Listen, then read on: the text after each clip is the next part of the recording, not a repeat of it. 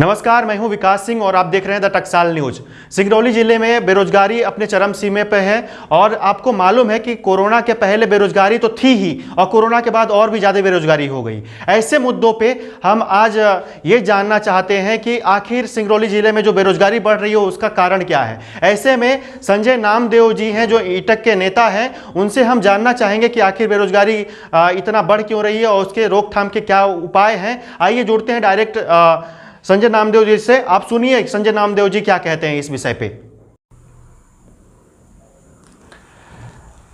साथियों नमस्कार, मेरा नाम संजय नामदेव और मैं all India trade union Congress AITUC का मध्य प्रदेश का सेक्रेटरी हूं।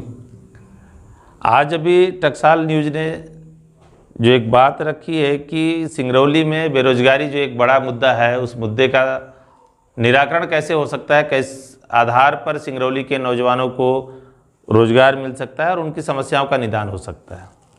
बहुत बढ़िया मुद्दा है। मैं टकसाल न्यूज़ को बधाई देता हूं कि आपने कम से कम सिंगरौली के इस चरम मुद्दे को आपने उठाया है। इसमें मेरा सिर्फ इतना कहना है कि सिंगरौली में ये इतना बड़ा मुद्दा नहीं है जितना बड़ा मुद्दा इसको बनाया जा रहा है। अगर सही तरीके से सिंगरौली जिला प्रशासन, यहाँ के राजनेता या यहाँ के प्रशासनिक अधिकारी अगर सही दिशा में काम करें तो इस समस्या का निदान 4 से 6 महीने के अंदर 50% कम किया जा सकता है। 50% का मतलब यह है कि कम से कम वो लोग जो टेक्निकल जानकारी रखते हैं, जो पढ़े लिखे लोग हैं, जिनकी योग्यता के आधार पर 50% लोग अगर एंगेज हो गए तो जो 50% लोग बचेंगे जो या तो साक्षर हैं या कम पढ़े लिखे लोग हैं या उनके पास उनके अपनी ज्ञान है, वो अपने ज्ञान के आधार पर जो काम कर सकते हैं, जैसे खेती है, गृह उद्योग है और तमाम इस तरह के उद्योग हैं जहां उनको नियोजित किया जा सकता है और इस क्षेत्र से बेरोजगारी की समस्या को मिटाया जा सकता है। लेकिन होता क्या है, हम खुद या हमारे जो साथी हैं या सिंगरौली के जो राजनेता हैं, प्रशासनिक अधिकारी, वो खुद ये नहीं चाहते कि इस मुद्दे को सही तरीके से ट्रीट किया जाए और इसका समाधान किया जाए। आप देखेंगे, एक छोटा सा उदाहरण दे रहा हूँ। मैं मिनिमम मानता हूँ कि सिंगरौली ज़िले में 10,000 नौजवान पढ़े लिखे जो ITI होल्डर हैं, पॉलिटेक्निक किए हुए हैं, जिनके पास BE किए हुए हैं, इंजीनियर हैं, तमाम ऐसे लोग हैं जिनको रोजगार की आवश्यकता है। लेकिन हमारे यहाँ सारे संसाधन है इस ज़िले में। ऐसा नहीं कि यहाँ संसाधन नहीं है, यहाँ कोयला खदानें हैं, यहाँ पावर प्लांट्स हैं, यहाँ और भी इंडस्ट्रीज हैं, सीमेंट है, एल्यूमिनियम है। इन सभी जगहों पर अगर हम चाहें कि निश्चित रूप से जितना उद्योग है, अगर उसका 10% रेशियो हम सिंगरौली के बेरोजगारों की अगर बात करें तो 1 साल के अंदर सिंगरौली का 50% बेरोजगारी समाप्त की जा सकती है। सरकार नए आविष्कार करे ना करे, नए रोजगार सृजन करे ना करे, लेकिन जो उद्योग सिंगरौली में स्थापित है उनमें नियोजित किया जा सकता है। मैं आपको उदाहरण बताना चाहता हूँ। एक तरफ एक समस्या है यहाँ के विस्थापितों की। जो विस्थापित लोग हैं, जिनका घर मकान सब कुछ टूट चुका है, उनकी खेती बाड़ी ज़मीन सब नष्ट हो चुकी है, उनके पास मजदूरी के अलावा कोई दूसरा कोई रास्ता नहीं है।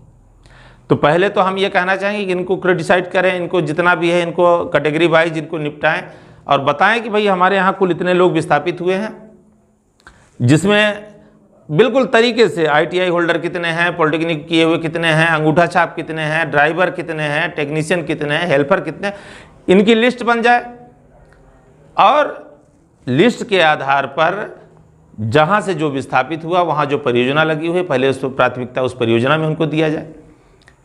अगर जो परियोजना जहां जहां लग रही है तो पहले वहां के विस्थापितों को आप इंगेज करो, उसके बाद जो स्थान बचता है पूरे सिंगरौली में से ओपन कॉल करो ना। लेकिन यहाँ पे क्या है, वो हो नहीं सकता। उसका कारण यह है क्योंकि यहाँ पे नौकरी एक बड़ा उद्योग चल रहा है। उस उद्योग को समाप्त करने में किसी की रुचि नहीं है क्योंकि यहाँ के अधिकारी भी हैं, राजनेता भी हैं, सबकी दुकानें चल रही हैं। तो मैं आप सबसे ये कहना चाहूँगा, जिला प्रशासन से भी और आपके चैनल के माध्यम से भी ये कहना चाहूँगा कि इस पर सार्थक पहल।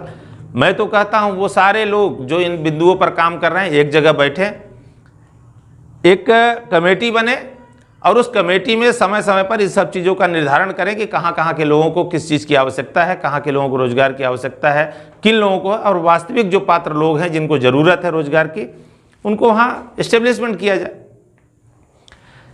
इसके अलावा एक बड़ा मसला ये भी है कि ये जो नौकरी उद्योग चल रहा है इस पर खात्मा करना बहुत जरूरी, क्योंकि क्या है, यहाँ के जो युवा हैं वो दर दर भटक रहे हैं और बाहर से, मैं क्षेत्रवार और भाषा की बात नहीं कर रहा हूँ, लेकिन मजबूरी यह है कि जब धन, धरती, जंगल, जमीन, मकान, खेती हमारा नष्ट हो रहा है तो पहली प्राथमिकता भी हमारे लोगों को मिलनी चाहिए, जो नहीं हो रहा है। और इसका ये सबसे बड़ा कारण है कि जो बिचौलिए बीच में 1 लाख से 50,000 70,000 रुपया ले करके और मध्य प्रदेश के कोने कोने से, बाहर से, उत्तर प्रदेश से, झारखंड से, बिहार से, बाकी अन्य जगहों से लोगों को बुला करके और नौकरियों में लगवा रहे हैं, तो यहाँ का बेरोजगारों का गुस्सा बढ़ना लाजमी है।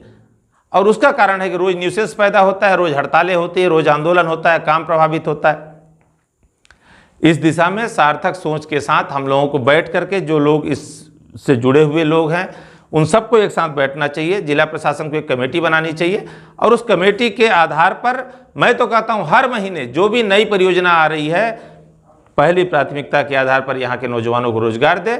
इसके बाद जो जगह बस्ती आप पूरे दुनिया से लेके आओ, मुझे कोई एतराज नहीं है, लेकिन पहला हक यहाँ के नौजवानों का है, पहला हक उनको मिलना चाहिए। उसके बाद आप कहीं से भी लाके भर्ती कर रहे हो, उससे हमें कोई एतराज नहीं है। धन्यवाद संजय नामदेव जी, आप हमारे साथ जुड़े उसके लिए तहे दिल से धन्यवाद। और आप यदि हमारे खबरों को YouTube के माध्यम से देख रहे हैं तो हमारे YouTube चैनल को सब्सक्राइब करें, और यदि Facebook के माध्यम से देख रहे हैं तो हमारे Facebook पेज को फॉलो और लाइक अवश्य करें। धन्यवाद।